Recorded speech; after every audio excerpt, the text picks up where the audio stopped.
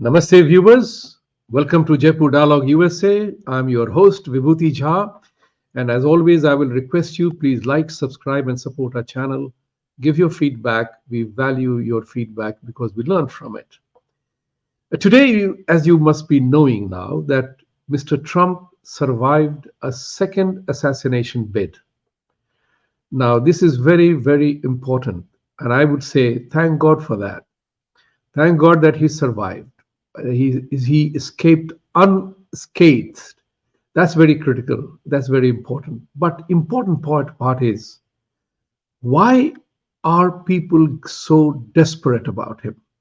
What is it about him that triggers such a violent response, having survived one just a few months ago? But for that slight tickle of his head, we won't be talking about him today. So this is very critical. I believe that America has a deadly romance with political assassinations. Many have happened in the past. To talk about this matter, I have a great pleasure indeed in welcoming a very young man, Utsav Sanduja, who has founded an organization called Hindus for America First. And his organization has also endorsed Mr. Trump. He is obviously a Republican. If he's not a Republican, he has endorsed Mr. Trump, which is a great thing for coming from a young organization and young people like that. Welcome, Utsavji. Namaste. It's an honor to be on your program. And I must say that, given the circumstances that have happened in the last 24 hours, it's just shocking that once again, President Trump was under the target of another crazy gunman. And this time, very interestingly, a Ukrainian nationalist and even an Azov battalion sympathizer, which I thought was very, very interesting. Very shocking stuff. Some breaking news has come out of that. Right. This is what is important. He used the word that in Ukraine, the battle is between the good and the evil. And it's a very interesting that is our Hindu way of describing our celebrations when we say that we celebrate this because of the victory of good over evil. That's something has gone wrong. But my concern is here of a different kind. Time magazine, just a few days ago, had put out on its cover after the debate with Kamala that Trump is probably stuck on a golf course in the sandpit. It could be pretty foretelling by Time magazine to talk about a golf course, forget about the exposure, or was it just a warning of things to come?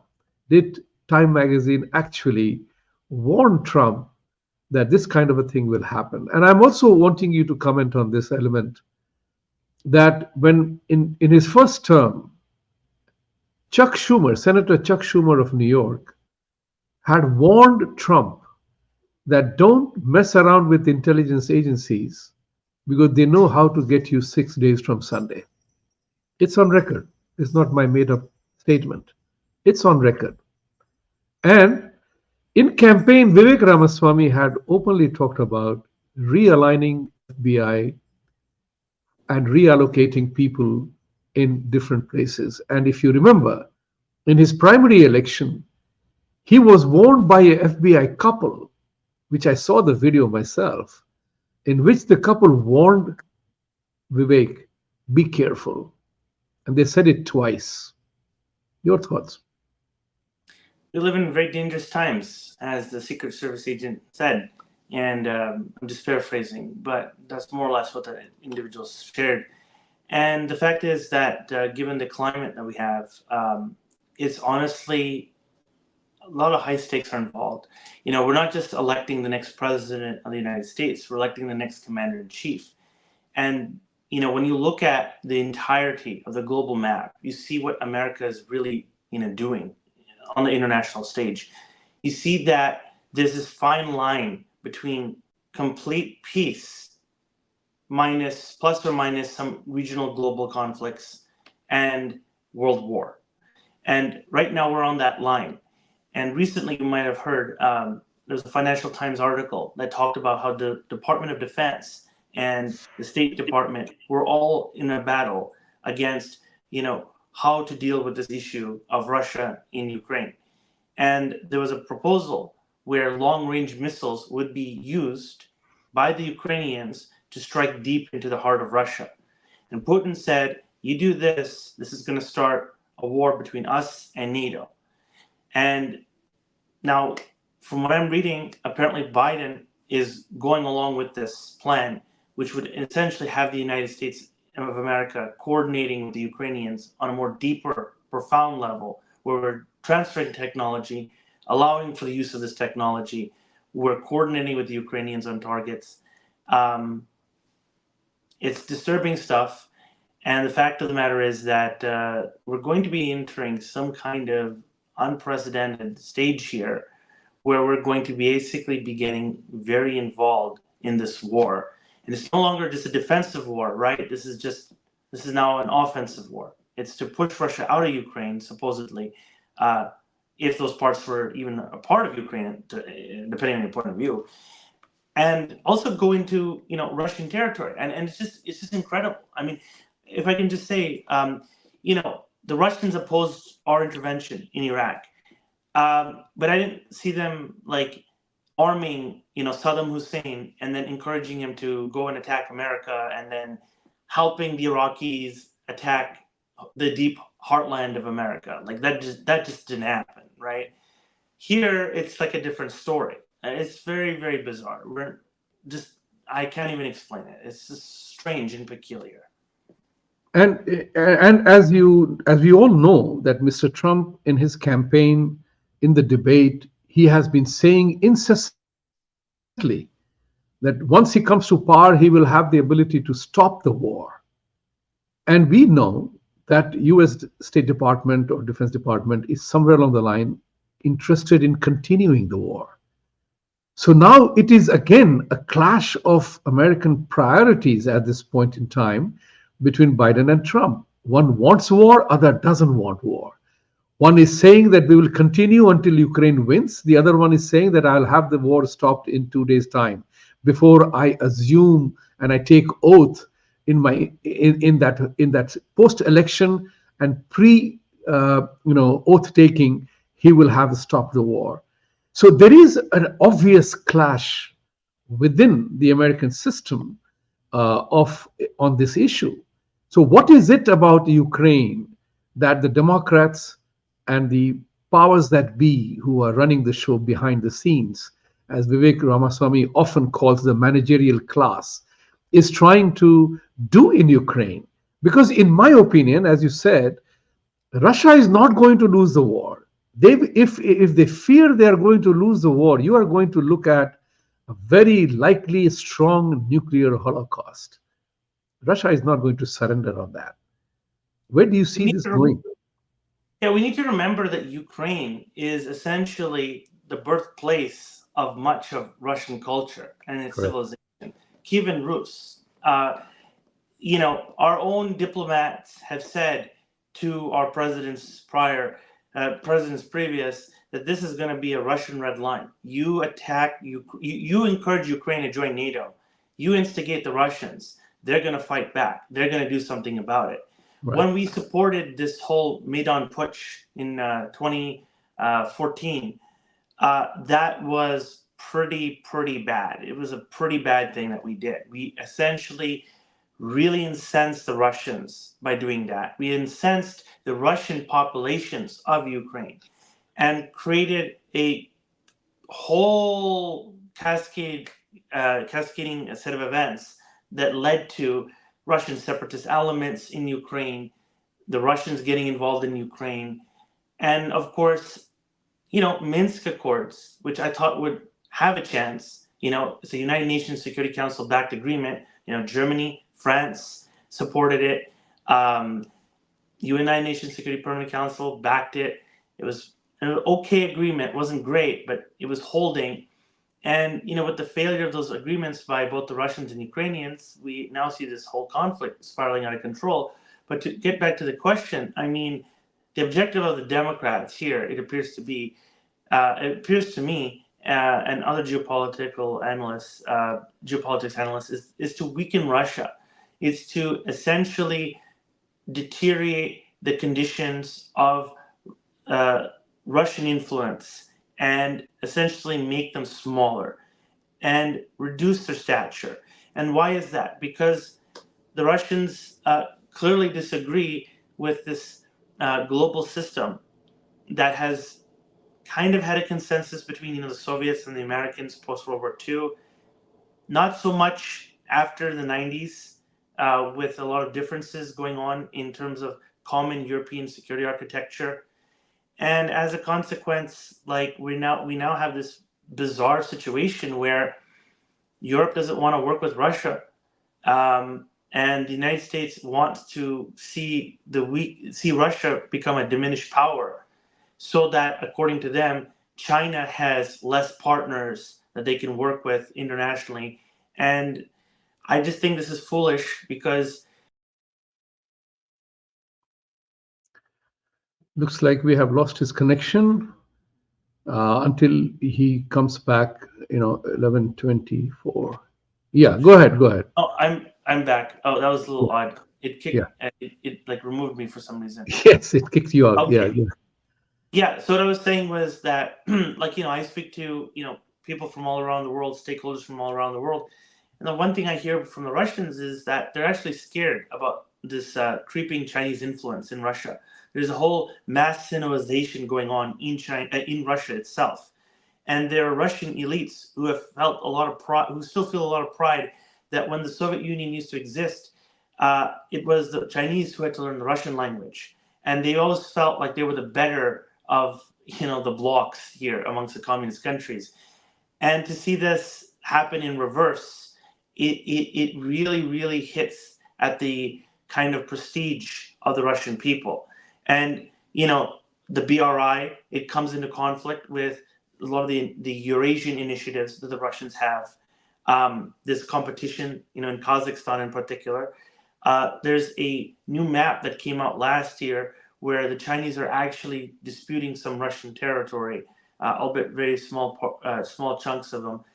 And there's this hostility from the Chinese that the Russians want to get more entangled with the North Koreans, which would in turn reduce the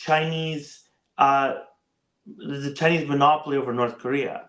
And it would essentially allow for the North Koreans to pivot off the Chinese and work with the Russians.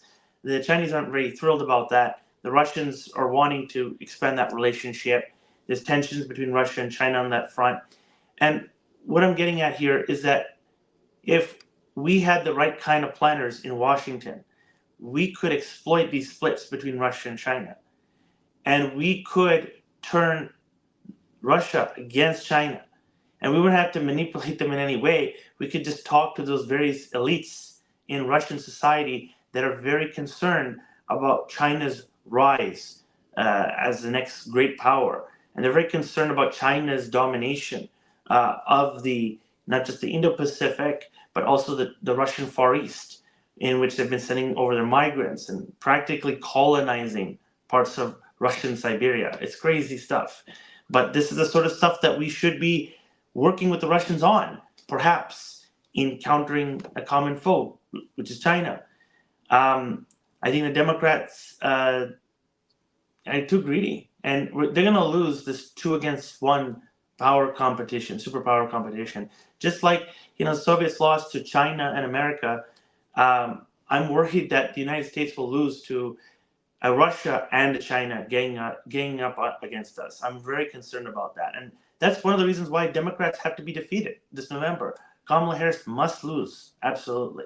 Yes, and I want to come to that topic right away in the sense that, we know that Mr. Trump has survived. Thank God for that. We are all relieved. There will be usual, commiseration by the Democrats that there is no culture of violence, is not welcome, but they are the ones who had instigated the sort of a psyop war against Trump by calling him threat to democracy and dictator, which has definitely triggered and triggered the and traumatized some of the mad people. I'm reminded of Jason Bourne, when you say you activate an asset to do something desperate. I do not know. I mean, believing in conspiracy theories. But before we go back to Kamala Harris and this election and how the Hindu Americans must behave on that matter, how they must vote, tell us quickly about you Hindus for America First. How did you establish it? Your backing of Trump, and what is your message to the Hindu Americans in America? Yeah, so just to put out some disclaimers, we're not a PAC or a 501 anything. We're basically an online movement of committed Hindu Americans who support Trump, President Trump, and the Republican Party. We're not we're not formally working with the Trump campaign. This is just an initiative that was just created simply because we wanted to add a coalition to the existing Trump architecture and infrastructure, and wanted to be of help and provide some relief to their resources where possible. We are looking at obviously expanding and doing more things, but certainly we are receiving a lot of positive encouragement from the Trump campaign simply because we are advising a lot of Republican leaders on how to speak with the Indian community, the Hindu American community, and understand their issues and concerns.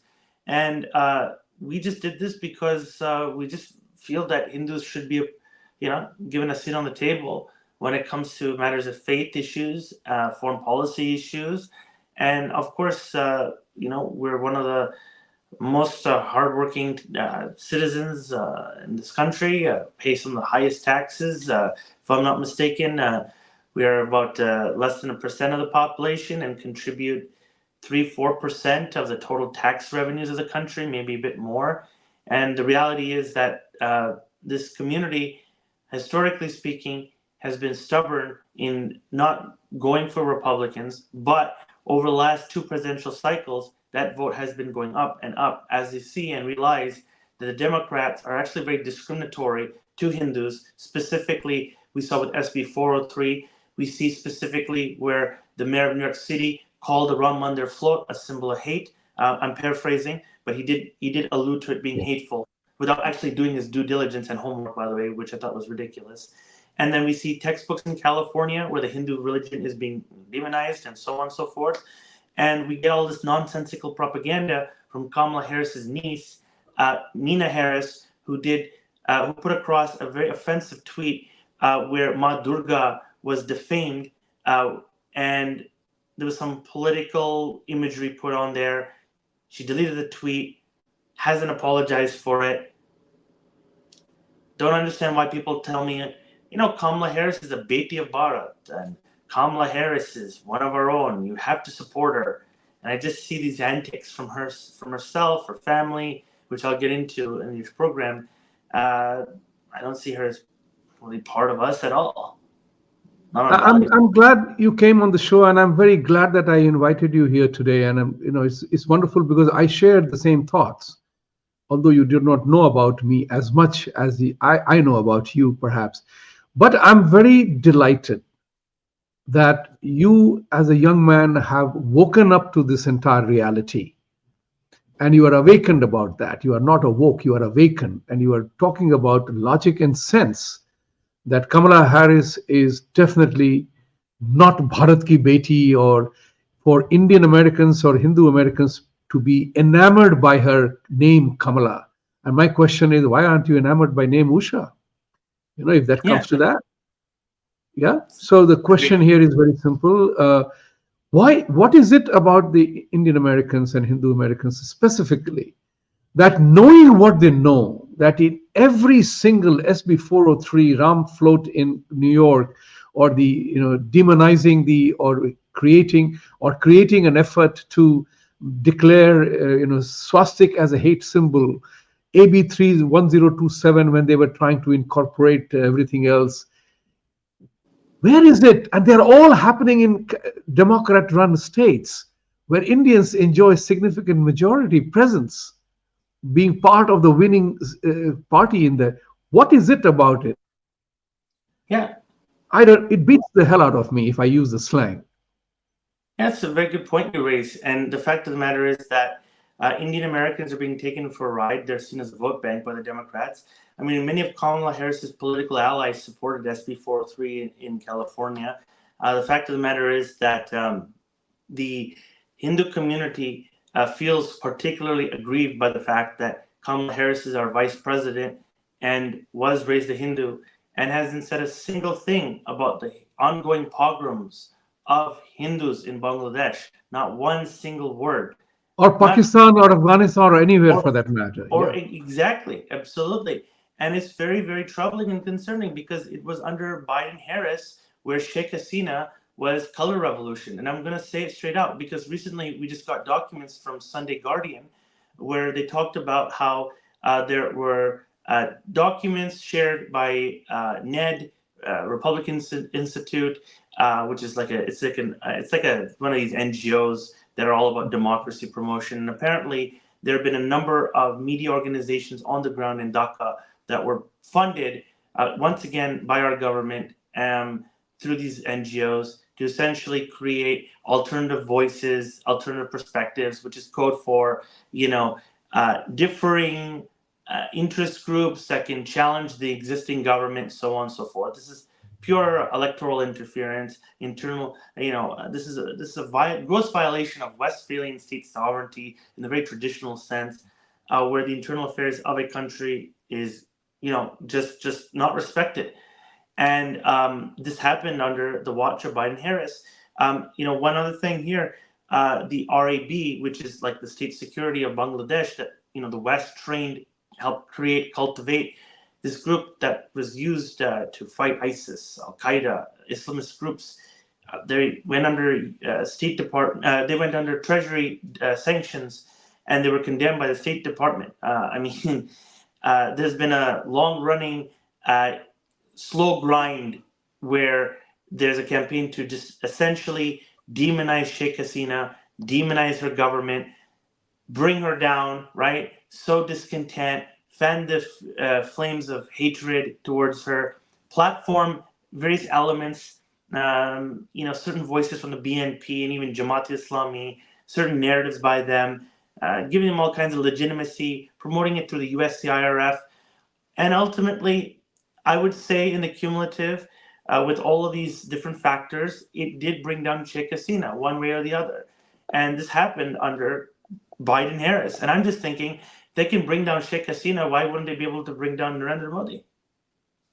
Very valid point, because soon after what happened, what the Biden-Harris administration did in Bangladesh, we witnessed various Indie Alliance opposition people in India, including a farmer leader, openly threatened Modi that what happened to Sheikh Hasina will happen to you too. That means that the script that Kamala Harris is reading and Rahul Gandhi is reading on the other side, they are delivered by the script writers are the same. The toolkit operation is the same. And that's what is worrisome. Because now, in my opinion, this administration has been the weakest ever President VP team. Weakest ever. And yet, they are taking actions and they are taking steps to destabilize a country like India, who is always called upon as strategic ally or natural partners, and you undermine that very severely. So tell us about the Democratic Party mind, and how did you become a Republican, or how did you think about taking this bold step for setting up the Hindus for America First organization, and how are the Hindus in America responding to this with reference to November 5 election? Yeah, so I'll just share a bit about my background. Tongue twister. I'm actually a new American citizen. I can actually vote for the first time in this election. I immigrated here from Canada, and in Canada, I used to work for a great gentleman, my hero, Prime Minister Stephen Harper. He was a conservative leader before Justin Trudeau, who I have a lot of things to share about sometime. And I've been involved in Conservative Party politics for 20 years. Throughout that duration, when I was working with the Conservatives, I actually did internships through a joint program with the Conservatives and the Republican Party. And I ended up volunteering for the McCain-Palin campaign, Romney-Ryan campaign. I volunteered for a plethora of Republican congressional candidates, state candidates, local candidates, county commissioner. It was really a lot of fun. And I got to meet a lot of amazing men, women from different businesses, veterans, doctors, healthcare practitioners, scientists, lawyers, engineers, a lot of even working class people who were just really, really gung ho and passionate about what they care about. I work for a different number of think tanks as a contributor. I am also a journalist by trade and profession, but by trade, and that is essentially my profession. And so, over the last many years, I've had the honor and privilege of, reporting and covering a lot of these very complex issues like geopolitics, something I'm very, very, passionate about and very, very much like it pays my bills. So I'm gonna be very frank. And I do a lot of that strategy and analysis. And so, how I became a conservative was very simply, it goes back to my childhood when I noticed that we had these large scale immigrant communities that were not really integrating with their society. And I thought that was a little bit troubling. And I thought that, a society is whole when the entirety of its citizenry participates in the system. And there shouldn't be, groups of people who are not integrating. They should all unite amongst a common set of values. And, one of my political heroes, and this is just me speaking here personally, is Lee Kuan Yew. And I love him so much because he was a great statesman and he believed in, getting everyone to work together. And so my conservative values were very much inspired by a lot of these great Asian tigers. And I just was a conservative simply because of this appreciation that, folks ought to integrate and pay kind of respect to the state, not as, a servant, but more like, there's a nation and we've got this responsibility to build a great nation. And, we have to contribute to that society, that wonderful, strong society. And, what makes a society run are traditional family values. The nuclear family is very critical. Otherwise, you can't have taxpayers. You can't, without children, you don't have a society, a stable, functional society.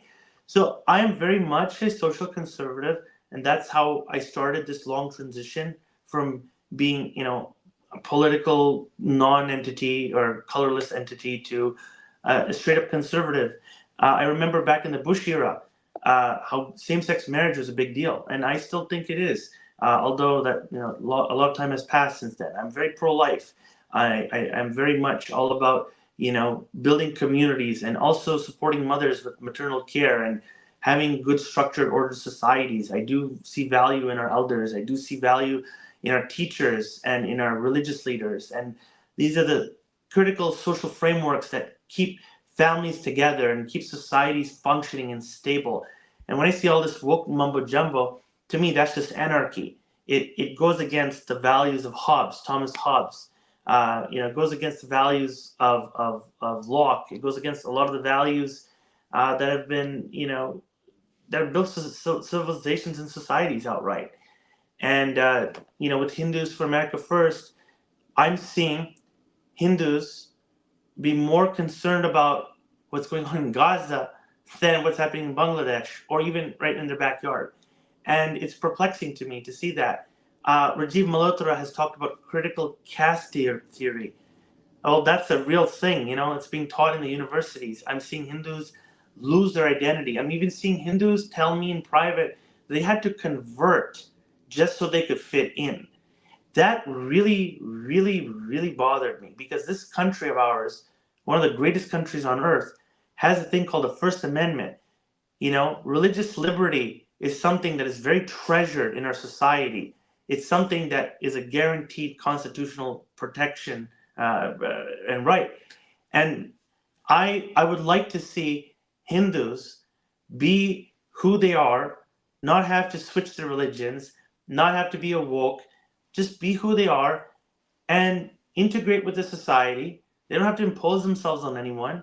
They can be in harmony with everyone.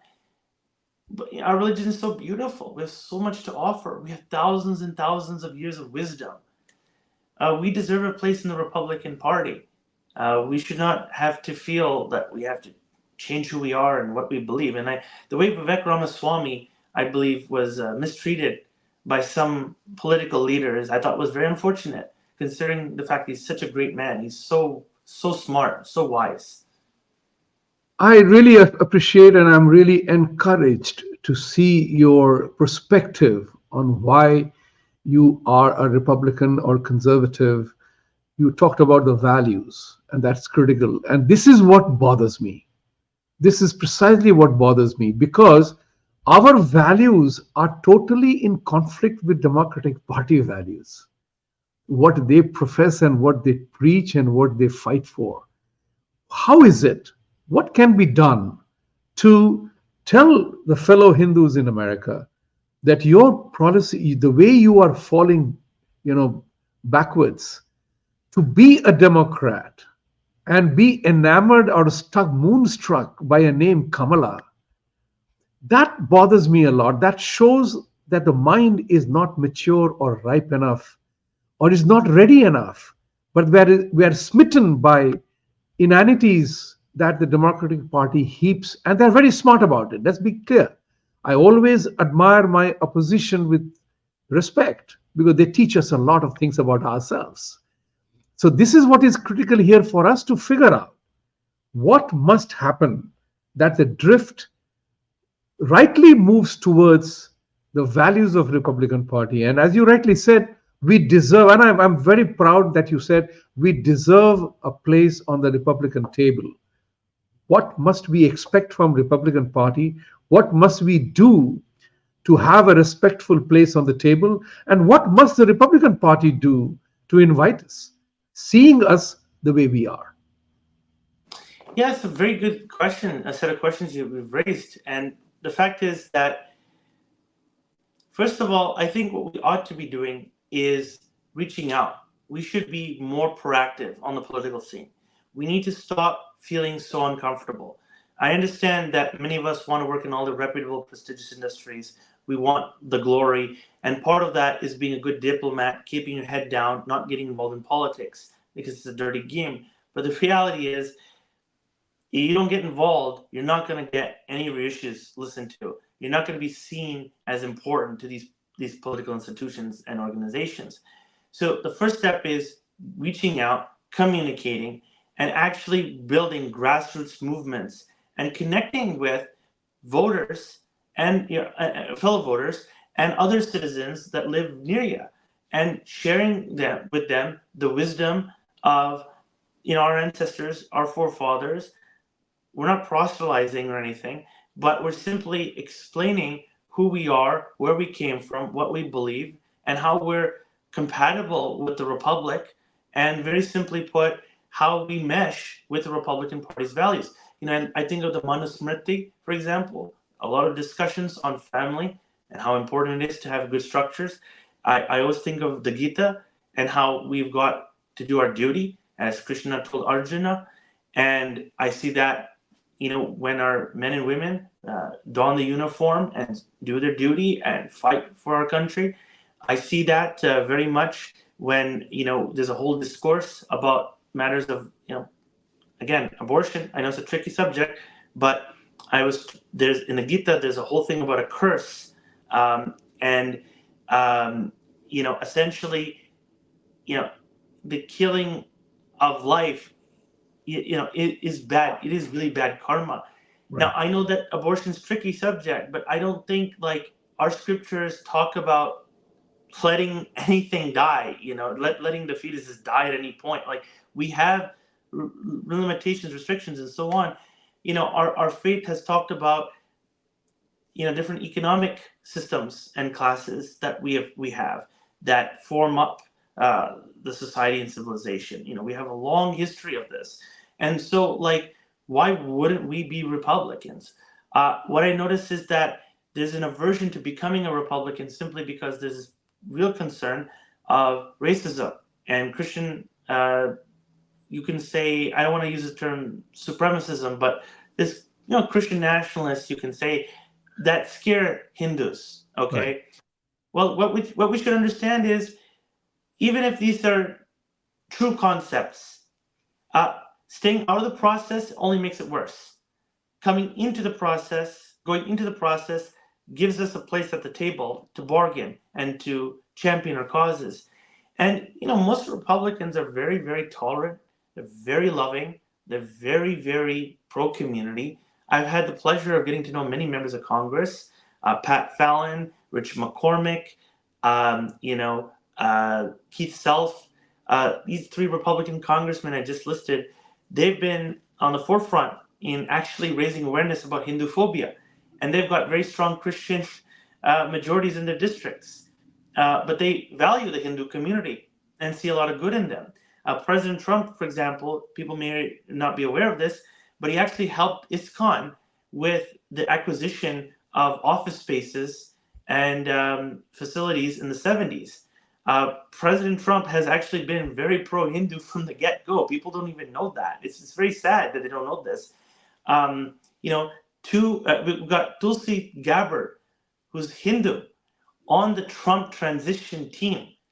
You got Vivek Ramaswamy, who I had the great honor and pleasure of meeting personally, one-on-one, very briefly, sort of. And he's a senior campaign surrogate. And I mean, that goes to show me that Hindus are being taken very seriously by the Republican Party. And of course, more can be done, more should be done. We need to start talking about Bangladesh. The Republicans need to start talking about that. I've had the honor of speaking to the chairman of the Republican Party of Georgia, Joshua McCoon, very wonderful guy, a great lawyer, by the way. He's very open-minded about doing something about this issue of Bangladesh and the ongoing pogrom of Hindus there. We need to continue doing this outreach effort. We need to educate. And I think that there needs to be some kind of curiosity within the Republican Party. We need to start figuring out ways how to promote that curiosity through some kind of engagement, through some kind of development of dialogue and discourse. Education is everything. And, I used to work for Hindu Action under Mr. Utsav Chakrabarti. And one thing we used to do on the Hill is we used to focus very much on that education element. And with that education, these politicians would develop that curiosity, go out into their constituencies, and they'd end up synchronizing with these wonderful people. I think there's a whole ecosystem we can start building and creating here through activist groups, nonprofit groups, parents groups, you name it. You said, I'm particularly delighted that you are using the same words which I have been saying for a long time. And I'm truly delighted because you are also a friend of Utsav Chakravarti, who is a friend of mine. So both of you, Utsav, we will have an Utsav of Indian Americans and Hindu Americans in Republican Party coming together. And that's a very valid point you said. Get engaged at the granular level. Indians remain aloof. Oh, it doesn't matter to me. We very easily fall into the trap of living within our own little cocoon. And we end up actually becoming the frog in the well. And we have to step out. We have to get engaged with our communities. And I have been saying this for donkey's years, that in presidential election, your money matters, your vote doesn't matter that much. But in local elections, you matter. In marginalized states or the battleground states, you matter. So if you don't get engaged, you don't get anything. You are then, you become part of the millions who are just walking by.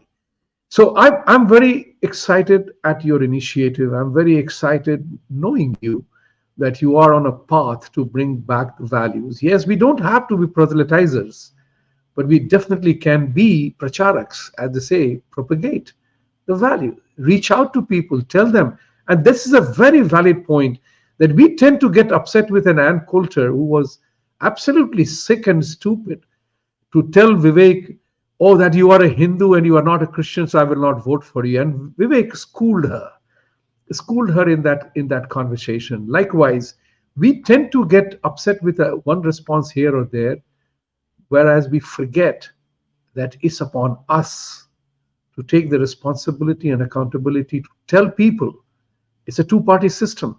You are either with the evil or you are not with the evil. So the point is, if you want to be heard, seen, felt, known, and counted, where your money and your vote matters both ways, you will not be mattered. So most of the Indians who live in California, in blue states. It's fashionable to be part of the winning team. I think Well, in the last few years, things are changing. Your thoughts? yeah. So here's the thing: Indians are actually surprisingly diversifying where they live nowadays. And since COVID and all of the lockdowns, which actually did a disservice to the practitioners of the Hindu faith, where they couldn't even go to their mandirs or even cremate loved ones, which was insane. Um, they've been moving to places like Georgia, which is a swing state, and a purplish red state. I would say they've been moving to Dallas, Texas, or they've been moving to Texas. Dallas, Texas, yes, certainly. Houston, uh, and many parts of Texas. They've been moving very much even in Pennsylvania. People are escaping New Jersey for the low tax regions of Pennsylvania.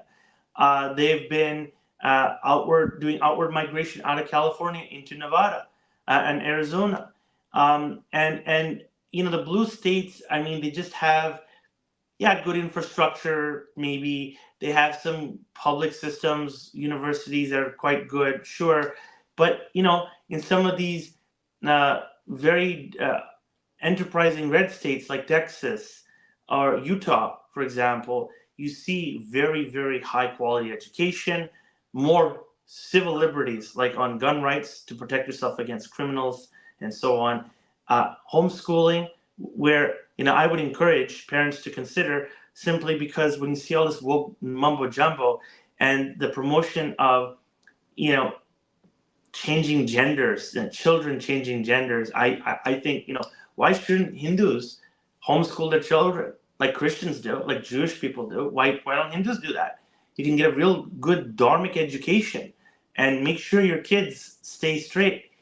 Not like sexuality. Well, maybe if that's what you believe, but I mean stay straight as in, like, being focused on STEM, focused on math and science, not woke mumbo jumbo. I just think that red states give a lot of those benefits to parents who are taking care of their children that way.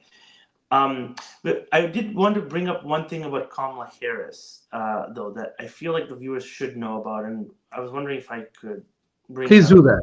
Please do. Yeah. So pardon this kind of digression here, but there's something I wanted to share with y'all, which is, you know, people keep telling me that Kamala is an Indian origin person and therefore will be pro-India.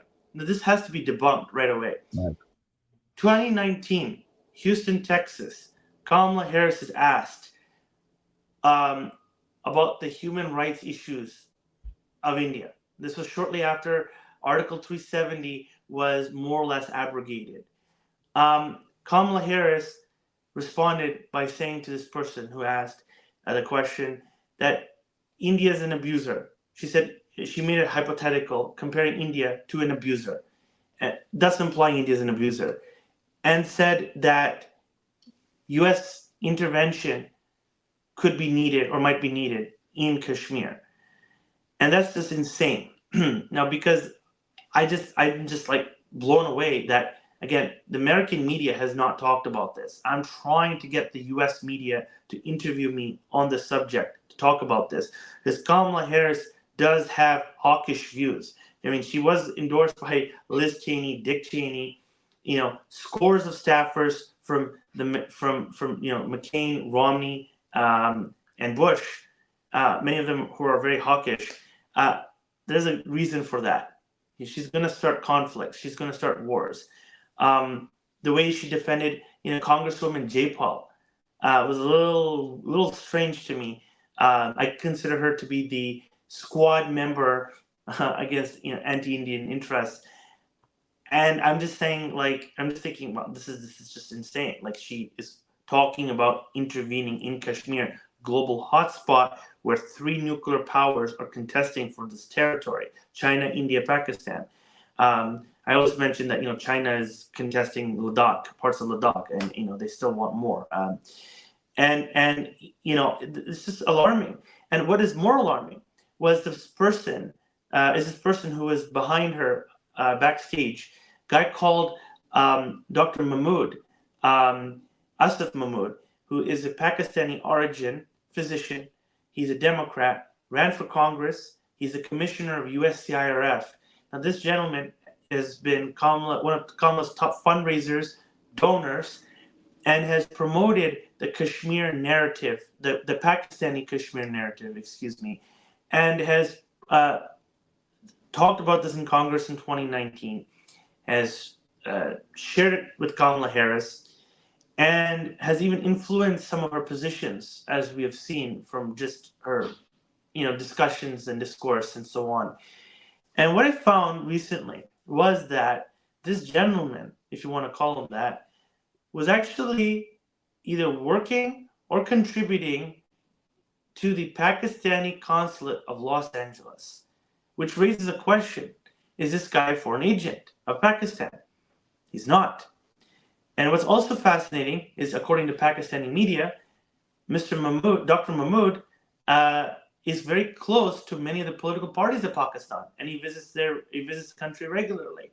And he is the one who is fundraising for Kamala. They had a fundraiser as recently as in June. He's influencing her and influencing her Indo-Pak policy. What's going on? Like, what's happening there? This is very alarming that an Indian origin person can talk about using US power to intervene in an area where Hindus view as sacred, Indians view as important and strategic. Who is this guy? We got to start asking these questions. We got to start bringing these questions to Kamala Harris. Ramesh Kapoor, who often talks about Kamala being one of her own. These questions need to be pointed at him.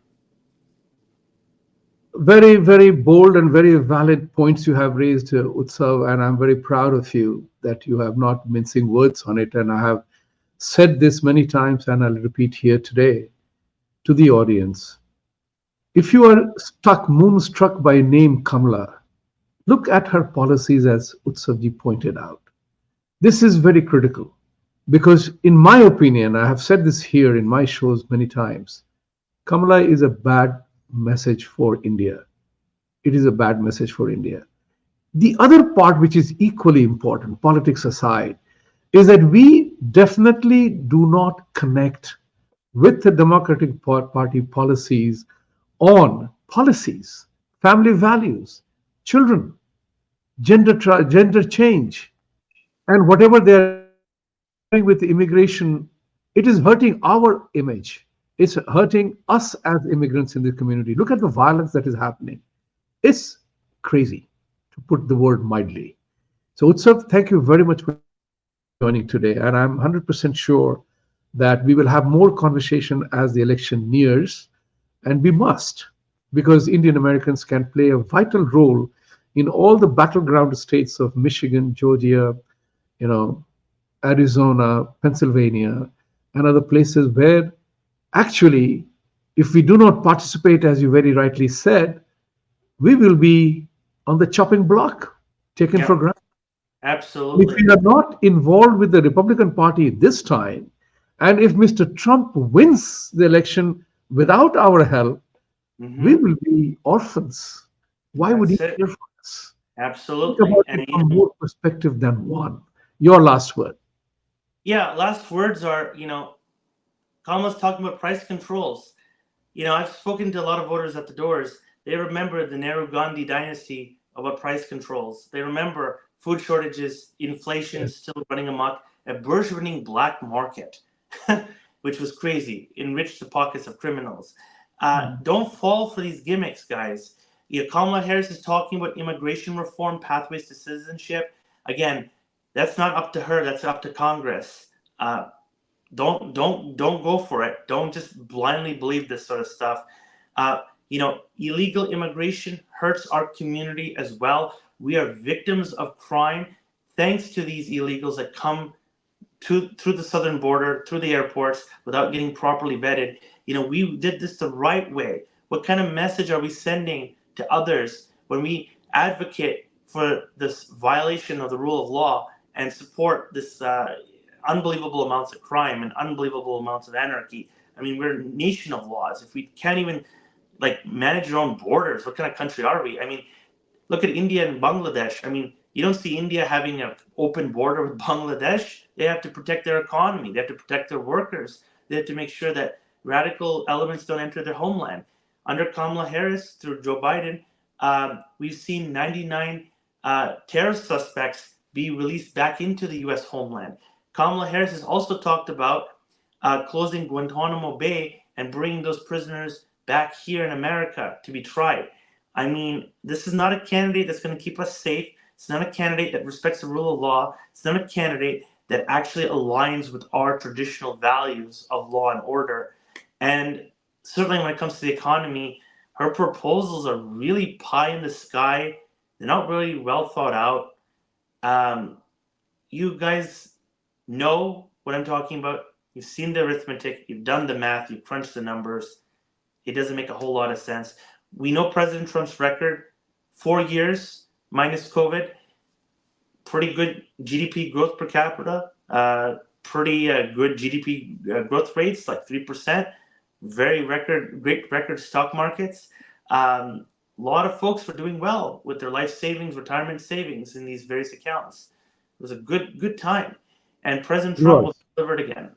You are absolutely right, which is what I always say, that this is perhaps one of those unique moments that a president 45 is contesting for term 47, right? And his record is right in the public, is open. And this is what is interesting. Please don't be cynical, but do be skeptical, because last 12 years, in the last presidential cycle of 16 years, 12 years have belonged to the Democrats. One term of Trump is Republican, and he is being blamed for all the problems of America. So, guys, I want you to be skeptical. Thank you very much for joining today. And in all fairness, since you mentioned the name of Mr. Ramesh Kapoor, who I also happen to know, and he also knows me, I will invite him to come and make the case for Kamala. And I'm on. I'd like to debate him. Yes. Sorry. I'd like to debate him. If Mr. Oh, Kapoor great! is watching, I will share this video with Ramesh, because he takes great pride in saying that I collected $7 million for Biden for the 2020 campaign and whatever else. So I would invite Ramesh Kapoor and to come and debate Kamala or no Kamala. Thank you very much, Utsav, for joining today, and look forward to having you over. And I look forward to Mr. Ramesh Kapoor accepting this invite for the debate. Thank you very much. Have a wonderful day, and thank God Mr. Trump is safe. Thank you.